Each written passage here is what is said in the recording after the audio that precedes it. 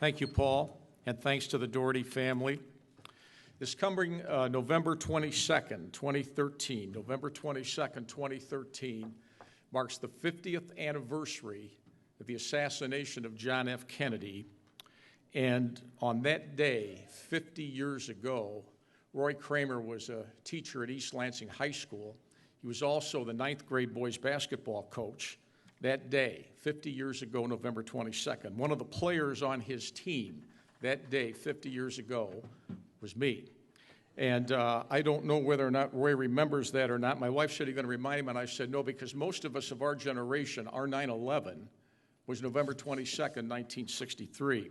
When that happened, and I can't speak for Roy, I can remember that day from the start to the finish in the afternoon when we sat around in the hallway trying to decide. Coaches were trying to figure out what to do. We had good coaches too. Jack Guskinakis was a basketball coach and helped with football, and Roy was a football coach and coached the 9th grade basketball team. We didn't know what to do, so we practiced.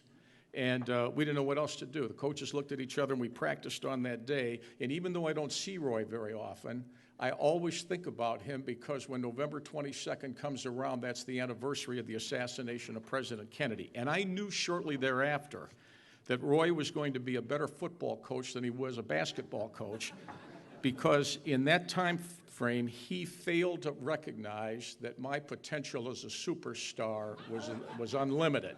And I knew then that he was going to be a better football coach and basketball coach. The amazing thing, though, however, is they say you always get something as an athlete from the coaches you play for. He taught me the meaning of a term that I've used today in my career, and that's garbage time. And I knew that very, very well, and my thanks to Roy for that. I didn't know what garbage time meant till I played for Roy. But then he invented the BCS over the years, and Roy, on behalf of people on the radio everywhere who talk about sports, thank you for inventing the BCS. It has given us something to talk about.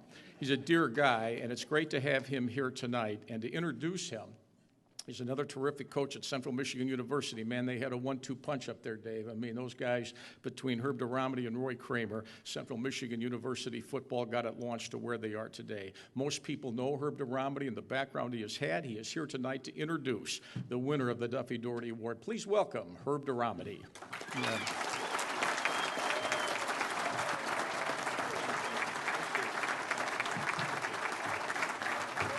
Excuse me. It's nice to cheer it up.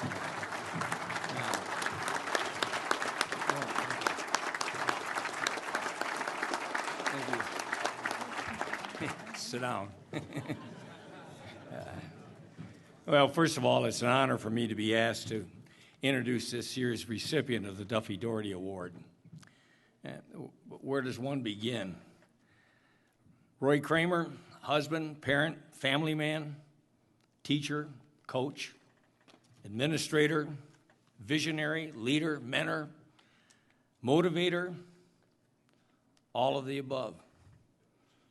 More impressive, one who has excelled in all of the above. A graduate of Maryville College, a letterman in football. Roy began his high school coaching career as an assistant to Ted Colheed at Battle Creek Central High School. And Ted was the football coach there at that time, later went on to become the head basketball coach at Central Michigan University, as well as its athletic director. He would leave after 1 year at Battle Creek Central High School to become the head coach at Hudson, where he was undefeated. Went on to Dowagiac, where he was undefeated. Incidentally, had the Bierman brothers and Dan Underwood, who later became captain of Michigan State University football. From there, he went to Benton Harbor High School and resurrected that program over a 2-year period, only to be given the opportunity to go to East Lansing High School, and then during that 5-year period, won the mythical state championship with another undefeated team. His 9-year record, 58 wins, 14 losses. In 1967, he had the opportunity and took the reins over at Central Michigan University. And in 11 years, he compiled an 83, 32-1 record and a Division II national championship in 1974, and for that was also recognized as National Coach of the Year. Inspirational, one thing I'm sure, we have players in here that have either been in that locker room or a team meeting room where we were asked to join Hillary to climb Mount Everest, or be with George Washington across the Delaware, or be a part of the troop on the D-Day invasion and show that type of courage. Roy had that ability that room could get charged. And when he finished and we were set to go out the door, no one bothered to open it. They just simply ran right through it. You know, he had such a great record in high school and in college. It's easy to see that with that alone, he could be a candidate for the Duffy Daugherty Award. But there's much more. You see, Roy Kramer is a visionary. He was a catalyst. I'm going to say that differently. He was the driving force in having Central Michigan University become a Division I school and become a Mid-American Conference member. It was he that saw the vision of where that school could be and where it could go, and worked at it tirelessly in order for us to get that type of position. You know, in 1978, though, he chose to go a different direction. He went into administration. He became the director of athletics at Vanderbilt University. He went from being a football coach to being the director of athletics. And in that 12-year period he was at Vanderbilt, all his work and effort didn't go unnoticed, because the presidents of the Southeastern Conference later selected him to become the commissioner of the SEC Conference. During that time period, he was able to do some fantastic things. He negotiated the first television contract with CBS for the SEC Conference. That was the first one in which a conference had that. He also, during that time period, negotiated a $1 billion contract at a time in which he was really a part of the NCAA basketball board for the NCAA basketball tournament. A $1 billion contract. Now, I always knew that Roy was a pretty good negotiator, because he got me to go to Central Michigan University from high school. I took a 33% cut, and I thought I was getting a good deal. But he didn't stop just there. Roy did some other fantastic things while he was commissioner. The SEC expanded. The SEC went to adding South Carolina and Arkansas, and in so doing then set up the first, what we called the conference championship game. Initially that game was played in Birmingham, Alabama. Later it was played now today we see it in the Dome in Atlanta, Georgia, a sellout every time. And you've seen other conferences that followed it, whether it be the Big 12, the Big 10, the Big East. Is there a Big East? No, the Big East. But he was instrumental in starting that. But the one that we all talk about, and Tim alluded to, is about the BCS. And when you think about it, he was instrumental, and really the truth of the matter, again, is he was the father of the BCS. But when you think about it, it's a system that retained the tradition of the bowl games. It's a system that you had to rank it, but you determined where the number 1 and number 2 team would play, not for a tournament championship, but for a national championship. And the interest level of intercollegiate football is really at an all-time high. And the BCS has been a part of that. And maybe things will change down the road, but at the same time, it was instrumental in getting it started and getting that type of interest developed. See, Roy never minded being controversial, because he always did what he thought was right. He never backed down from a meeting with someone who challenged him. In fact, he would take his time to explain his rationale. Roy was a history teacher, and in that background, I really believe that he was influenced a great deal by John Adams. And John Adams said at one time, he said, "Thanks be to God, he gave me stubbornness when I know I'm right." And for those of you that know Roy, He's right, and he's right an awful lot of time. Yes, he also has had amazing vision of what could be. And combine that with an incredible passion for the game of football, for interscholastic and intercollegiate athletics, and you get to see what we're talking about when we say Roy Kramer. See, he's another person that I'd say he likes to get things done. He's a hands-on person, and he doesn't wait for someone else to do it. And in so doing, he made so many of us better. That's right, he made so many of us in this room better by having him be a part of our lives. There's a nationally acclaimed vocalist, Josh Groban, and he received critical acclaim for a song, and the title of the song, You Raise Me Up. And a portion of those lyrics are as follows. You raise me up so I can stand on mountains. You raise me up to walk on stormy seas. I am strong when I am on your shoulders. You raise me up to more than I can be.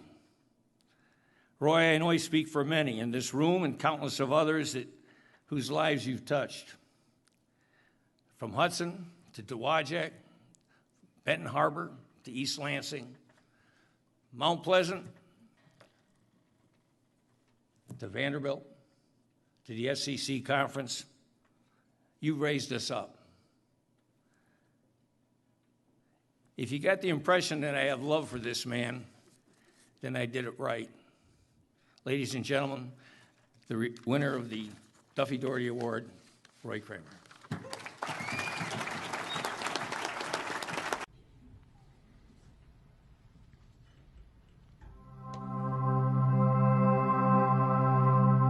I met Roy when I was yet a high school coach in Ann Arbor at University High School. And we had an outstanding high school coach at the public school there in Ann Arbor named Jay Sealstra. And Jay and I were in the progress of attending the state clinic in Grand Rapids, and on the way going to that clinic, we picked up one Roy Kramer, who at that time was high school coach at East Lansing High School. And that was our first meeting, and from that first meeting I can remember coming home and simply telling my wife, I really met an outstanding person, an outstanding coach. And that's what Roy Kramer is. He was so many things. And he was an outstanding coach, but he's an unbelievable teacher, a great motivator, very organized, as we learned later in life, a strong businessman, but he was the total package. And maybe I didn't realize it on that first meeting, but I was impressed after that first meeting, and certainly saw it over the years when I had a chance to work with him. Looking back, there might have been a little fear involved in that too, as well as the respect, because that's what he was. He was a very tough, demanding football coach. Yeah, not only were we national champions, he was Coach of the Year, and certainly an honor. He was well deserved. But what a great effort! And that team is so close. Not only to this day on the players, but the feeling that they have toward Coach Kramer and the coaching staff, it's memorable. Well, obviously it was the biggest moment in my life at the time, and I think for a lot of the players on that team, and I think I can speak on their behalf, it was and probably still is the biggest event that ever occurred in their life. Well, a lot of people have forgotten that Roy was the athletics director at Vanderbilt, and his legacy there is largely unknown in his relationship with the people that he worked with. One of the greatest characteristics a man can have is that he takes his work seriously, but he doesn't take himself too seriously. The stories about Roy Kramer's days at Vanderbilt are all laced with these wonderfully human stories about Roy being able to laugh at himself and enjoy his colleagues in ways that went far beyond whether you won or lost a game. I don't think anyone has had more of an impact on college sports, specifically college football, than Roy Kramer has. He's been incredibly innovative.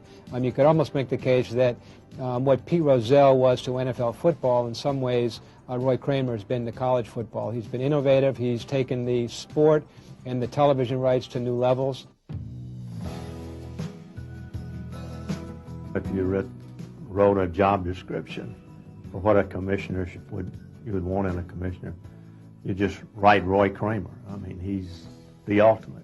Truly, he's a motivator. He's an inspiration for all of us. I don't know of anybody I've ever been around in my life in college athletics that was more passionate about doing things the right way. He's the best negotiator. He is absolutely the best negotiator that I have ever seen in and out of athletics. Let me just tell you, he would come in and say, we think we've got this on the table with a network, but I think I can get more. No, Roy, no, we got enough. You can't get any more. Well, give me a chance. Next meeting, well, we got some more. Just time after time after time. I think that great ability to be able to put himself in a position of everybody in the league is what made him special and what makes him, I think, different than any other commissioner in the country. And I think that he will go down as truly one of the great commissioners of all time. Well, from one old Maryville boy to another Maryville boy, it would seem to me like Roy Kramer has come a long way. Integrity. Leader. Passion. Leadership. Vision. Leadership. Passionate. Integrity. Leader. Integrity. Integrity. Leadership. Integrity. Passion. Leadership. Modesty. Vision. Integrity.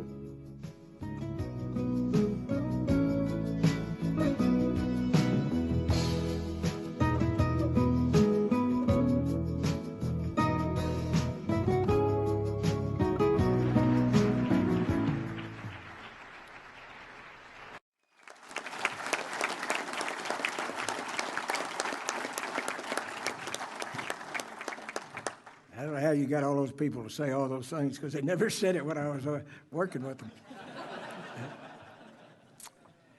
Well, I am delighted to be back in East Lansing tonight. What a special place it was and still is in our lives, and to be a part of this event. As I walked in there tonight, walked around, I met a lot of former players and associates, and I think at least 2/3 of them says, how good you look. And I told that luncheon group today, one of my friends when I was in Nashville was Fred Russell, great old sports writer. And he told me one time, Roy, when you get to be 80 years old, you'll know it immediately. And I said, what happens? Your legs hurt? Your arms hurt? What happens? He says, no. He says, first thing happens is everybody tells you how good you look because you're not dead. And secondly, you get a lot of plaques. So I don't know which part's that tonight, but I'm glad to be here anyway. I do remember Stout as a basketball player. That's probably why he played for me. He wasn't very good, and I wasn't very good basketball coach. So we made up for each other, didn't we? So I did one other great thing happen to me, and it came in tonight. I had two men in this room asked me to sign my book I wrote on I formation. I'm still looking for the third person who bought that book. But I saw two of them tonight. But I am glad to be here in a very special way. I got to use these cheater glasses because that's one of the things that happens to you. You can see out there, but you can't see up here very well. Really, in a special way, I have two families here tonight. I have my biological family here. Most of all, I have Sarah Joe, who, as most of my players know, was the head coach wherever we went.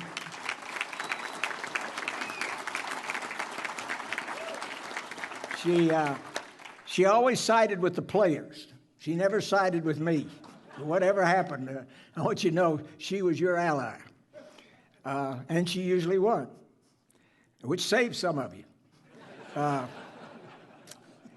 And I'm also, and she was a great coach's wife, let me tell you this. She could chew out an official better than anybody I have ever known, and still does. But I'm also glad to have my son Steve here, who used to ride with us on the bus in East Lansing, for those old East Lansing players that are around, and his wife, and our daughter Janie, who lives with her husband Tracy up in Mount Pleasant. Sarah Gray, our other daughter, could not be here tonight, who lives in Knoxville. I have 3 of my grandchildren here, and even have 1 of my great-grandchildren here tonight, so I'm blessed in a very special way. But I'm also blessed with a second family, which means an enormous amount to me. A second family that's spread across the state of Michigan. For I have here tonight 1 player who played for me when I was coaching at Benton Harbor High School, Chuck Handy. I've got my East Lansing branch of the family, and certainly the Central Michigan branch of the family. And I'd like that family to stand up. A high school and college family, stand up.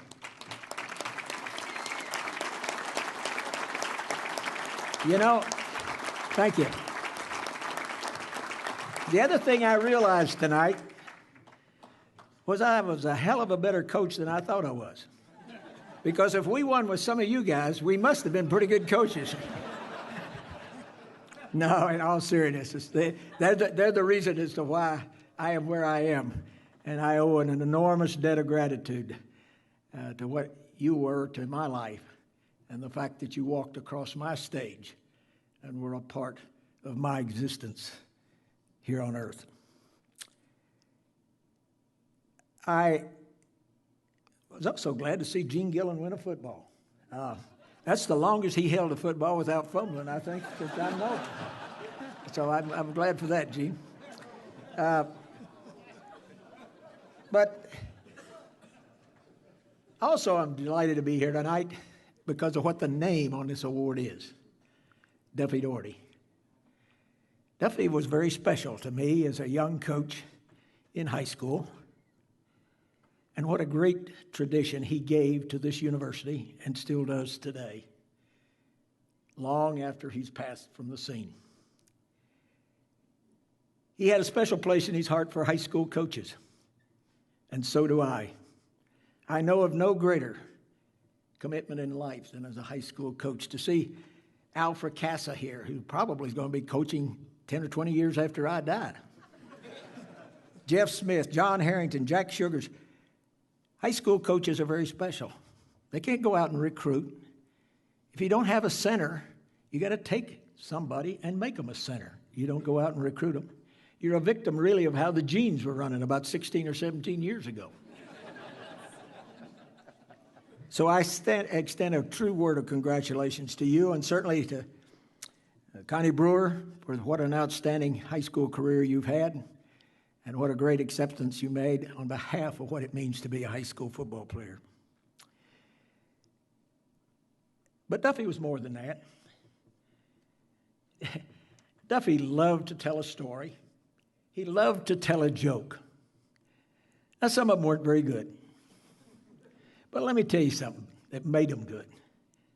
Nobody enjoyed telling a joke or telling a story more than Duffy. And you laughed because you laughed with Duffy, because he made you feel that story regardless of what it was. And he loved that. He had an unbelievable gift to raise you up and carry you along. I know Dree is here tonight, and I've talked to Danny, and what a tremendous heritage those Hudson children that are here tonight have. Wherever you go, wherever you are for the rest of your life, you ought to stand a little taller, because you have the right to say Duffy was my granddaddy. What a special individual. I never forget one spring afternoon during spring practice. I went over to watch state spring practice. And right in the middle of the practice, Duffy looked over and saw me standing on the sideline. He said, "Roy, come out here." And I thought, man, He's going to ask me about some intricate blocking assignment, some pass pattern. And Dree would appreciate this more than anybody. He put his arm around me while the offense was in the huddle, and he says, "Roy, is Danny in any trouble?" Well, Danny had his days. But that was Duffy in a very real sense. And so you have a tremendous tradition to live up to for the rest of your life. But tonight, you're not here to honor an old gray-haired athletic director or commissioner or coach. We're really here to honor the game we love, the game of football. And the opportunity to share that game is what has made my life so exciting. A game like none other. There is no other time that matches a locker room on Friday night or Saturday afternoon. There is no feeling in life like sitting there and saying, not what is this group of people going to do for me, but what am I going to do to bring us all together with a victory? For you see, that's what the sport of football brings in a very special way. And how badly we need to continue that feeling and that concept in life today, more than ever. We need the toughness of a hot August afternoon in two-a-day practice before we become a stronger person.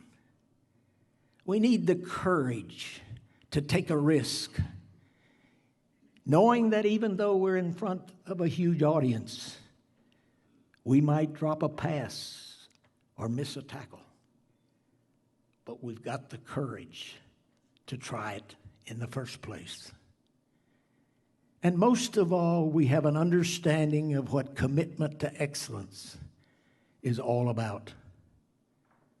And how badly our young men and young women need to understand that. It's not about the lights on the scoreboard at the end of the game. It's about the commitment to strive to win, to strive to be the best of whatever we are, whether we're a ditch digger or a doctor transplanting a heart. Doesn't matter one iota. What matters is we take our God-given talents to strive to be the best.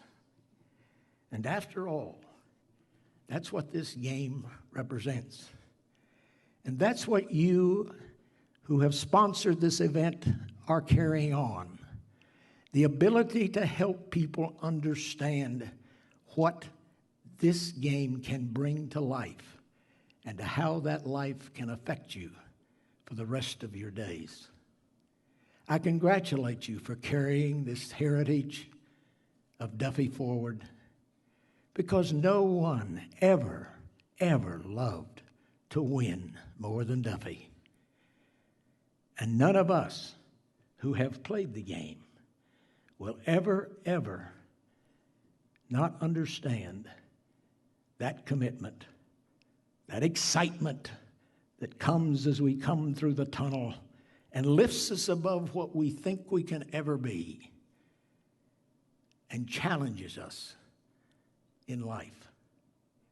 So I accept this trophy tonight, not for Roy Kramer, not for coaching or administration or anything else. I accept this trophy on behalf of all of you young men who played the game, and for the game itself and what it means to those who still play it today. Thank you very much.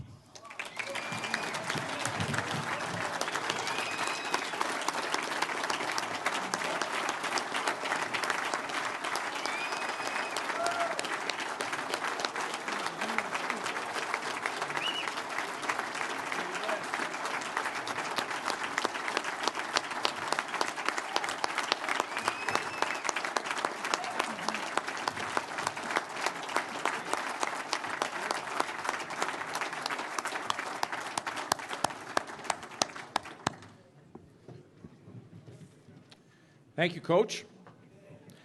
You know, I think on behalf of everyone here, it is appropriate, though, to tell you that you do look good. And maybe you remember Duffy's favorite line. In fact, I thought that was what you were going to quote him. You remember what Duffy said, the 3 stages of life. Remember that? Duffy said that, Dree knows this, Duffy's 3 stages of life: youth, middle age, and you're looking good, okay? So, when Duffy hosted his television show, he used to end his television show. He was the sole host of his own television show. And at the end of every show, every night, at 11 o'clock on Sunday night, he would say, so for all of us, good night and God bless you all. Dree knows that's what he said. So on behalf of Duffy, Roy, and Jack, and all of you and Paul, thank you all for coming again, making the 2013 Duffy Daugherty Award special. Congratulations on the scholarship. And on behalf of Duffy, good night and God bless you all. Thank you.